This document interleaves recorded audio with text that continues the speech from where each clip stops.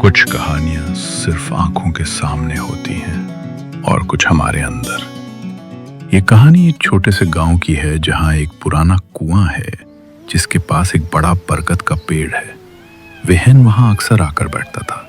वो अपनी डायरी में कविताएं लिखता था। उसकी कविताएं उस बरगद की जड़ों की तरह गहरी और उस कुएं के पानी की तरह शांत थी। उसी गांव में एक नई टीचर आई जिसका नाम था आराध्या। वो बहुत चुलबुली और जिंदा दिल थी। वो हर चीज में एक नई कहानी ढूंढती थी। एक दिन उसने वहन को उस कुएं के पास बैठे हुए देखा। आराध्या ने वहन की तरफ देखा और मुस्कुराई। वो उसके पास गई और बिना कुछ बोले पास बैठ गई। आप यहाँ? हाँ, I was just exploring. ये पेड़ और कुआं बहुत सुंदर हैं।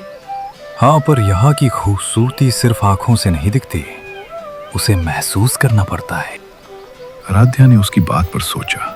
उसने देखा कि वहन की डायरी खुली हुई थी। आप कविताएं भी लिखते हैं? हाँ, थोड़ी बहुत। अच्छा, तो सुनाइए ना। Don't be shy. वहन ने पहली बार किसी को अपनी कविता सुनाई। उसकी आवाज में वो शांत गहराई थी जो उसकी कविताओं में थी। आराध्या ने उसे चुपचाप सुना और जब वो खत्म हुई तो उसने मुस्कुरा कर कहा, आग की कविताएं बरगद की जड़ों की तरह गहरी है। I loved it. शायद इसलिए क्योंकि वो अक्सर इस बरगद के नीचे ही जन्म लेती हैं और अब उन्हें एक नया श्रोता मिल गया है।